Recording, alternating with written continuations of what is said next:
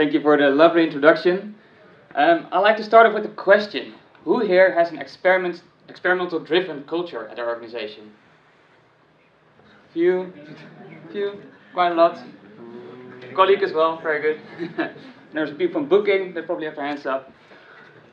Alright, I'd like to talk about the experiment, a formula for an experiment-driven culture. You have that at Sanoma and at nu.nl. Before I dive into it, first short introduction. As introduced, my name is Ruben. I'm the head of CRO and UX, actually, not just CRO, luckily. And it's from a centralized team, and I'll explain more about that later on. Besides my work at Sanoma, in my free time, I'm also setting up my own company, Conversion Ideas, in which I create and sell online courses, as well as write a book on psychology and conversion optimization. And later this year, I want to help charity organizations for free and blog about that, and hopefully inspire other people to do so as well. For those that don't know Sanoma, most Dutch people will know these brands. Sanoma is a huge publishing company, and I already see some issues with the fonts, but let's see how that goes. Kind of scared of the rest of the slides, but let's see. Alright, Sanoma. Dutch people know a lot of these brands. In this presentation, I highlight nu.nl. You'll see the logo right here. Nu.nl is the largest and best news website and app of the Netherlands. And Sanoma is a publishing and education company active in most Northern European countries. And the Sanoma Netherlands, which is with its portfolio, reaches up to 80% of the Dutch population each month. So it's quite big. Yeah, the font size. Okay. Interesting. My computer works, but technical problems. Alright. I believe that getting to an experiment-driven culture starts with the first success. And the first success is to prove that experiments work and that experiments contribute to the future success and the development of an organization. And without that first proof of success, I see a lot of companies being stuck with only a few experiments a month or even a year. But the success, what is it? How do we get it? How did it start at Sanoma? How did it start at especially nu.nl? How do we get to this first success? Fortunately, this one works. How do you get to this first success without hitting obstacles all the time? How do we get the ball rolling? How does this success actually look like? I think achieving that first success is very important, but it's also very, very hard. Recently, Conversion Excel and PWO, they published their research on the state of conversion optimization industry in 2018. If you haven't seen it, it's a very good read. Not a lot of text, a lot of diagrams. It's really fun and you get some great insights. But from this research, I got two very important and I think actually pretty shocking conclusions. And the first one is that most companies, over 68%, do not execute more than 4 tests per month. If you really want to get a cultural change, if you really want to get people on board for experimentation, you do need a lot more proof to actually show that it works. And not even 4 per month is not a lot, but if you consider that most of the time there's a specific team or people across teams or a single dedicated person working on experimentation, they should have much more experiments and much more proof for the company, both their colleagues and your management, to show that experiments really work. So that's the first shocking conclusion. The second one is probably even worse, and I'll read it out loud. This was literally stated in the research. You probably do not want to live in the Netherlands and work for the publishing and media industry. This was actually in the research. So somewhere in my career, I made a wrong turn, a wrong choice when it comes down to salary. But, okay, I have to state, of course, that working at Sanoma is a lot of fun, very diverse, you got loads of traffic.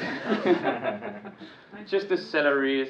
Okay, let's stick to the first one, companies not testing enough. Because I believe that first proof of success, and actually the whole success of your experimentation program, we can boil it down to a simple formula. And this is your success equals the chance of success times the frequency, okay? A little bit of imagination. Let's see how your imagination is today. Success in this case is simply the number of good experiments, the A/B test winners, let's say. So, at New.nl, like I said, a news website, we were working on a redesign, and we wanted to change the first image of a section. This is the economy section. So 50% saw A, 50% of website visitors on mobile, 50% saw B, and in the data we saw that more articles being read with the bigger image. So a successful experiment. Well, chance works, kind of works. It's all the time you spend on your research, qualitative and quantitative, on your design, on your coding, on your quality assurance, etc., etc. All the time you spend on increasing the chance of success. And frequency is simply the number of experiments you run. So for instance, let's say you have 30% chance to find an A/B test winner or experiment winner, and you run 10 experiments per month, you end up with 3 winners a month. In the case you have 20% chance of success, and you run 20 experiments per month, you have 4 winners. And this sounds pretty straightforward and pretty easy, but I believe if we really focus on this and we're really aware of this, we can become much more successful and really kickstart that experimental culture. To give you a few examples, I gave this presentation some months ago at New.nl as well, and I was talking about this formula. And at that time at New.nl, I'm responsible for experimenting and A/B testing, but all the code from A/B tests had to be checked by one guy who was responsible for the quality assurance. Because what we saw that if he doesn't check the code, 1 in 40, 1 in 50 experiments will, well, not break the website, but will cause some bug or error somewhere. So this guy was making sure the code was actually working. So this increases the chance of success a tiny little bit. Maybe we go from 1 in 40 tests not functioning properly to 1 in 200. But this guy had to check all the code and all the release from the whole development department. So all the tests, all the experiments were somewhere in his backlog, and we had to wait for him to approve the code before we could launch the experiment. So the chance of success increased a little bit, the frequency plummeted, and so did the success of experimentation. So after this presentation in New.nl, we stopped with that. We stopped with the quality assurance. Now luckily all the experiments, all the code of experiments won't have to be checked by this single guy, and we have much more success. Another example, number of experiments. VT Wonen, a lot of Dutch people will know this, is a big furniture brand. They have a magazine, TV show, e-commerce shop. And actually it is a merger from an e-commerce team with an inspiration team. And the inspiration team does all the information about the magazine itself, the TV show, blog, information about gardening, analyst architect, etc., etc. And from the CRO UX team we saw a very large chance to get all those people from the inspiration section, and there are a lot, to the shop and have them convert. We were very sure we would get a big uplift in conversions from the shop if we could test in the inspiration section. But those people from VT Wonen who do the inspiration part, they do that for years, and they're very, very proud and fond of the VT Wonen brand. And experimentation is not part of the VT Wonen brand. So before we could set an experiment live, we needed lots and lots of emailing, lots of meetings, lots of calls. So very high chance, very low frequency. In fact, I know you guys are cool, so I'll tell you a secret. There are still some designers and developers who hate experimentation, and that helps at VT Wonen, but don't tell them. We can boil it a little more down. Because after I was working with this formula, I was talking to some colleagues in the market, it really helped me to set the focus for my agenda as well. Let's say you have a team responsible for experimentation, so you have a designer, developer, conversion specialist, etc., and they spend 200 hours a week on experiments. And you do 40 hours they need for one experiment, which means 5 experiments per week, 260 per year. If your chance of success is 25%, you have 65 winners. And if a winner is worth 100,000 euro, you have 6.5 million extra revenue because of your experiments. And this is already pretty good, especially when you look at the research. But if you start switching around the hours, let's say you spend less time on your experiments, so you lower the chance a little bit. You spend a little less time on your research. You do a couple of meetings less.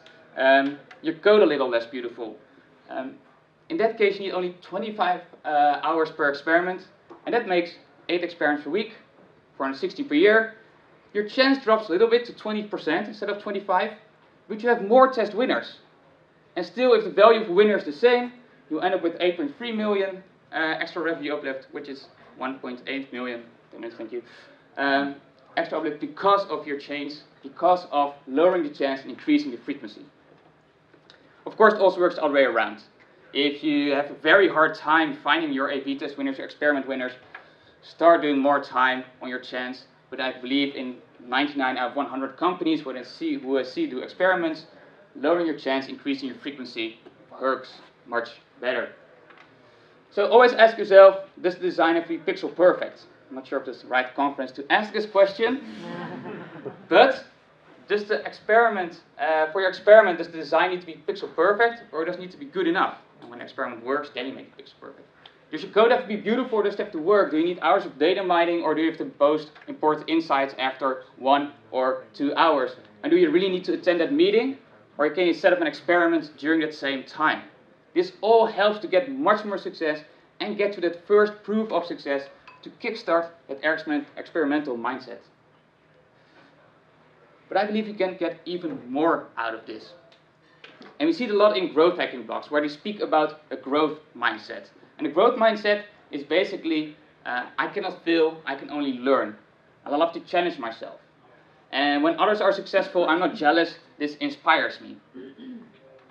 And I really think we do need a growth mindset, and we do need to see experiments as a fun challenge, especially kickstarting that culture. Because going back to that research from CXL and PWO, when they asked what's the biggest challenges, the biggest frustrations on setting up experiments and getting to that culture, if you see the top 7, 5 of those are real obstacles into getting that first success, into achieving that first proof that it actually works. And if you have the right mindset, you might start being creative about bottlenecks. For instance, what I also hear a lot in different companies is, yeah, we want to do a lot of experimentation, but there's an IT bottleneck. I have to wait for IT, I'm the bottom of the backlog, and I have so much releases, so I cannot test as much as I want. What I always say is, okay, drop your frequency to 0 for 2 weeks and start learning to code yourself. Of course, it's not fun. We don't want to code. We want to experiment. We want to do research. We want to design. But by learning coding yourself, you are able to do much more experiments and build the proof and build the business case to get a front-end developer on your team. And after that, you don't have to do coding anymore at all, ever, hopefully. And you can boil even more down. You can elaborate on this. Because I hear we're dependent on IT, we're dependent on budget, we're dependent on time. Of course, you need your designing tools, but to get to the first success, if you do your check your chance, Google Analytics, scientific research, website of competition, information from customer support, it's all free. Hotjar is a great research tool. First 1.5 months, only 30 euros. And if you're completely new to CRO or optimization, you can find yourself a nice and good course for 10 to 15 euros online. That's the chance. Frequency. Go optimize for free. And as mentioned, if you need to learn coding, you can find yourself a good course for 10, 15 euros online again. So getting to the first success is only 50 euro. So, budget limitations, I mean, you're not dependent on IT anymore because you can code yourself. This really can help you to kickstart that success and get a lot more experiments. So I think when we are aware of this, we start changing our agenda, changing our time, and really get to that first success. And I like to quote a colleague of mine in the market, it's a Dutch quote, but in short, it basically states, niet lullen maar toetsen. For those who don't understand Dutch, it basically says, stop talking and start testing. But then maybe stop bullshitting and start testing, kind of. So with this mindset, it's what it started at Nu.nl, and this is how we work today from a CRO and UX team. And let me explain how we work today. At Nu.nl, we try to test everything, or at least as much as possible. So we're working on a redesign, working on insights from research, and this is a couple of versions from the mobile navigation. And there are a lot more variation than this. We do not only do A/B testing, we also have our own usability lab. And I can really advise every company to have their own usability lab. It really helps you get a lot of valuable insights, but also invite developers, UX designers, everyone, all the stakeholders to see what's happening, and it gives them a feeling and gives them more a user-centric mindset. That doesn't mean that everything goes well at Sanoma. These are actual graphs from brands of Sanoma who did a redesign. These are their conversion rates, and you see them plummet after the redesign. We cannot help every brand, but we try our very best with Nu.nl as one of the big examples in that. So how we're organized, like I said, the data and performance team is like a central team. It's like an in-house agency. And with 20 experts in these expertise, we help the top brands and the top online KPIs of Sanoma. And those are quite a lot. We have our weekly meetings to discuss research findings, hypotheses, tests, and all the learnings. We really challenge each other and see what works in one brand if it works in another as well. We have brainstorm sessions for smaller brands. Like I said, we cannot help every brand, but we try to help them with fun brainstorm sessions. We have a checklist for rebuilds and redesigns, so the graphs you just saw will hopefully never happen again. And we document our progress and learning so we can keep building upon our success and do that in effective experiments. There's also someone in my team is responsible for teaching the business about this mindset. It's Bernadette, so if you have questions in the break, please feel free to contact her. And we do that by sending out newsletters, cases, we hold presentations, workshops. Always a lot of people show up, and it really helps to kickstart this culture again. And we have our consultation hour. Actually, I had to look up this word. Inloopspreekuur for Dutch. Every Tuesday morning, people are free to walk into our department and ask us questions about data and performance. So in that way, we can also help the smaller brands of Sanoma. Nu.nl then, at Nu.nl, several people are responsible for setting up experiments, running experiments, and they get help from the data and performance department. Yeah, you kind of get it. We don't only test designs or research insights, we also test artificial intelligence, personalization, new functionalities. Niels is responsible for that. New business propositions. We try to test everything here. And we have our weekly optimization meeting where the chief editor is there as well, and the chief editor is like the highest manager of Nu.nl, where we discuss research insights, experiment insights, new functionalities. We discuss everything, and occasionally we also invite others, like people from the editorial team, to see what we're doing, for them to understand the mindset. And of course, we are interested in their ideas as well. And of course, this really doesn't work. Of course, we have our newsletters within Nu.nl. Whenever I set an experiment live, everyone gets an email. Whenever we got the learnings from an experiment, everyone gets an email again. And recently, Niels started with the innovation newsletter. So we send a lot of information to people at Nu.nl, and we really do encourage them to think with us, to come up with ideas, and to also learn from our learnings. And last but not least, to actually get that growth mindset, we really celebrate our failures big. With champagne, with glitters. Failure is good, failure is learning. So that's how we're organized right now. And that's how we are doing right now. We still should improve a lot, but we do have that base, we do have that experimental culture, experimental mindset. But it all started with one manager who hired one CRO specialist and who got that first success, got the ball rolling, and now we find ourselves where we are right now. Thank you.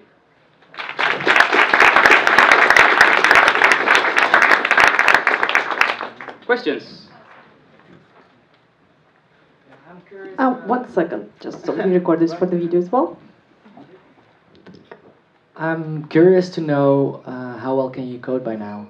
Yeah, very good question. No, I actually started learning coding before I was a manager. I was a conversion specialist, and IT department was a bottleneck, so I started learning coding. I can set up approximately 90% of experiments myself, and I think from my team it's between 50% and 90%. When things get too tough, that's when we align with development. Yeah. I have another question there. Hi. So I want to know, do you actually run experiments on copies? Then also, do you translate to other languages? If yes, what are your learnings from translating to other languages and also from your copy experiments? Good question, good question. You are from booking. I should give a good answer when it comes to experimentation. We don't run tests on translations because we're a Dutch company and Dutch publishing company, so we only have Dutch tests. We do test copy every now and then, but it's not the biggest part of our testing. Like I said, we have lots of brands, and for some brands some things work, and for others they don't. And we're still trying to figure out what's kind of universal and what's not. So we do run some copy tests, but not a lot. One final question, just for the time purposes. Thank you. Thank you for the nice talk. So you mentioned that you send the results of every single experiment with the email to people to keep them involved. But how do you cope with this common problem when people get like 20 emails every week, because you do a lot of experiments, and so it's hard to follow all of them. It's like, oh, at some moment I just stop reading all this tons of information. Yeah, good question. Unfortunately, we're not there that we have 20 experiments a week. We do have a lot, but we haven't had that problem yet, fortunately. If there are a lot of tests done within 1 week, then I'll just try to get them up in one email and make it as short as possible. When there's one test done in the whole week, then I'll elaborate a little bit on it. But I haven't learned that problem yet. I hope to get it soon, because it sounds like a wonderful problem to have. Okay, thank you. Thank you.